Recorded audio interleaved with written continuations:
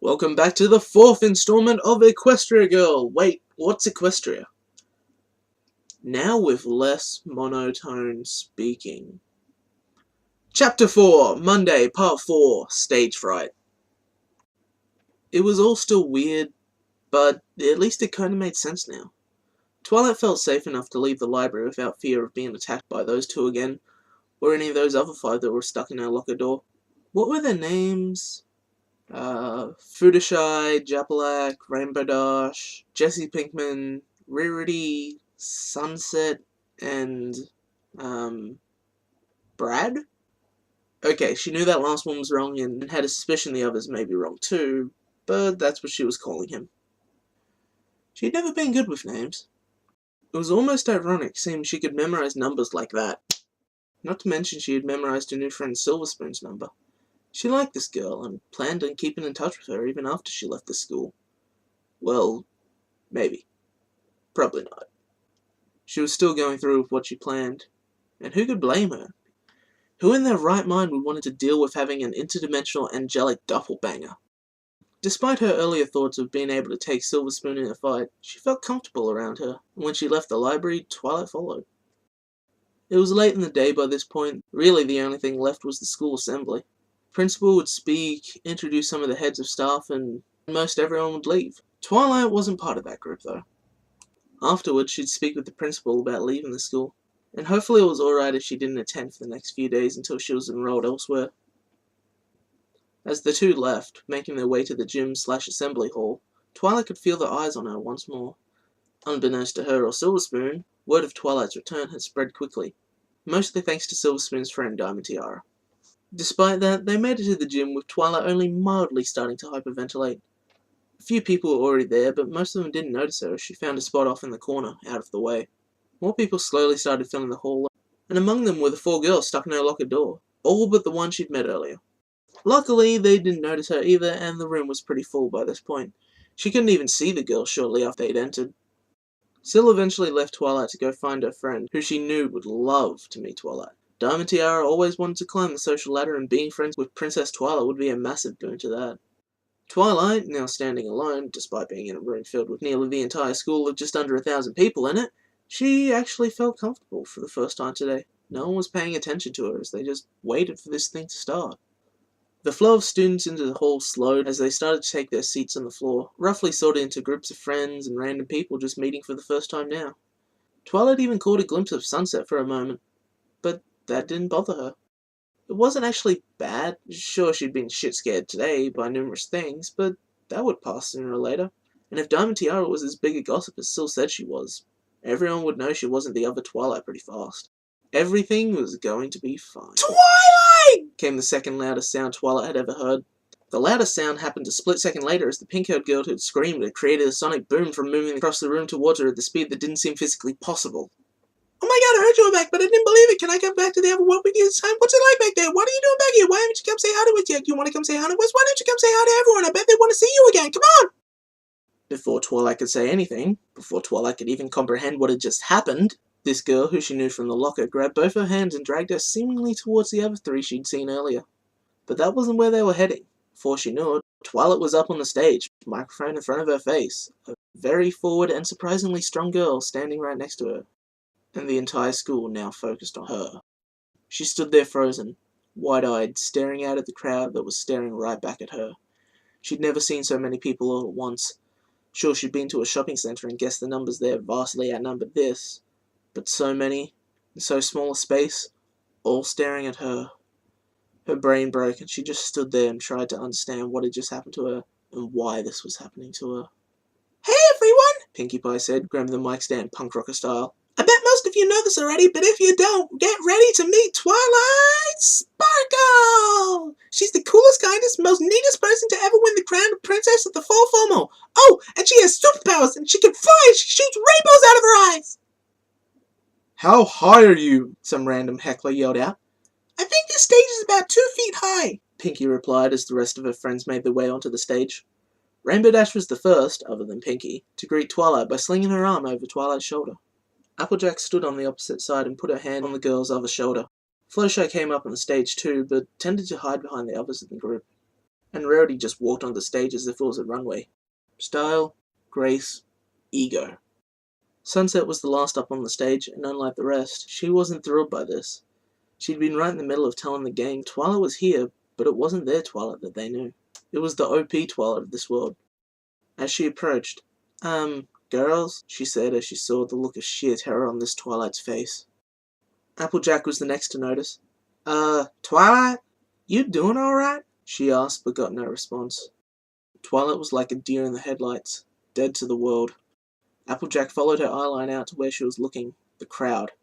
It took a moment, but it clicked her and figured out. Girls, line up, she said as she forcefully grabbed Rarity and Rainbow Dash and stood them facing away from the crowd in front of Twilight. Pinkie hopped into her place alongside them, and even Fluttershy joined, despite being nearly as afraid of being in front of so many people as Twilight was, but she knew better than most of the others what was going on with this Twilight, and joined in creating the wall to block the gaze of nearly 1,000 people. The 5 blocked the view of the crowd and the crowd's view of her, but it didn't do much good. I know this must be hard for you, Sunset said as she stepped from the end of the wall towards her. She expected Twilight to flinch at seeing her again, but barely got anything. Twilight slowly moved her still, dilated eyes, and pointing forward slowly towards Sunset. She'd heard what she had said, but couldn't comprehend any of it. Seconds later, she figured out what she had been asked, and it was even longer after that she was able to even answer, as she willed her frozen body to move even in the slightest. It is, was all she could manage to say. Do you want to get off this stage?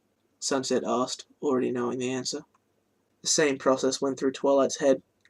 I do. And it wasn't any faster than the last time.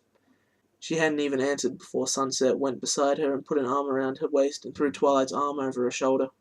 Come on, let's get you out of here, she added, pulling Twilight away to backstage. The other 5 continued to move as a wall, keeping her obscured from view. Sunset set Twilight down on a chair once they were off the stage. Seconds later, Fluttershy came along and offered Twilight a glass of water, but she still didn't take it, didn't even acknowledge it. Are you alright, Twilight Sparkle? Sunset asked once more. The process was the same as before, but still went through the same slow actions in Twilight's mind to even answer with a single word. No. She wasn't hyperventilating, her heart wasn't beating out of her chest. In fact, she was barely breathing and her heart rate was slow.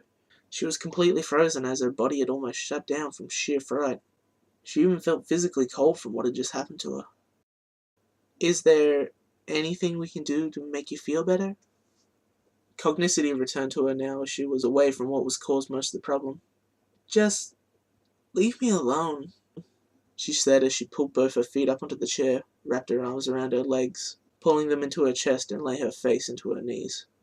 She wasn't crying, she was just trying to hide herself and block out all of this. Twilight, Rarity said as she stepped forwards and put a hand on her shoulder. We're just trying to help you. We're your friends after all. No, you're not, Twilight yelled back. You don't know me. I don't know you. I'm not that Twilight you knew last year. I don't want to be this Princess Twilight. I don't want to be known. I just want to be like I was at my last school. Left alone to be myself. I'm not... I don't know. I'm me. That's all I am. That's all I want to be. Before anyone could say anything back to Twilight, the side door to the backstage opened. Who has been using the microphone without permission? Principal Celestia said as she walked in. Twilight took this opportunity. She'd been wanting to speak with Celestia all day. Now she just ran past her out the side exit, away from all of this. Celestia looked at her for a moment before her gaze fell on Pinkie Pie in a frown. Pinkie Pie? Fluttershy asked. How long have you been holding that microphone up there? Oh, I got the whole conversation. You didn't even notice it, did you? I should be a professional boomstick person. I kept it out of shot so well, she said with pride. So, basically, the whole school had heard what Twilight had just said. Good. Rainbow Dash grabbed the mic. Listen up! You all heard her! Leave her alone, or you'll have to deal with me. And that was chapter 4. So, I'll be honest, I wrote this nearly 6 months ago and don't exactly remember any of it, So when I'm doing a final proofing and doing these dramatic readings, I'm basically reading a new story that I don't know anything about. The point of saying that is that this is a lot darker than I intended it to be. I mean, this chapter only had 2 jokes in it, for bloat's sake. Look, I'm sorry for half mentally breaking Twilight. She gets better, I promise. This is not a dark story. This is a comedy. I swear it. Come to think of it, the first line of the next chapter could be hilarious, or it could be horribly sad, depending on your point of view. The end.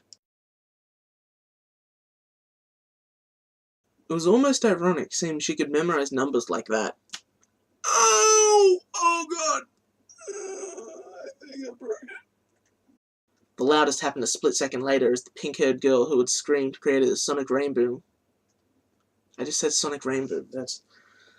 God, I'm so fucking conditioned! Fuck ponies. Fuck them. And not in a sexual way for once. Oh my god, I heard you were back, but I didn't believe it. Can I come back to the other world with you this time? What's it like back there? What are you doing back here? Why haven't you come say hi to us yet? You want to come say hi to us? Why don't you come say hi to everyone? I bet they want to see you again. Come on! I did it! I did it! One take! I think this stage is about 2 feet high. Give or take. Wait, are we using the metric system? 60 centimeters? A foot. Wait, no, it's 2 feet. 2 foots!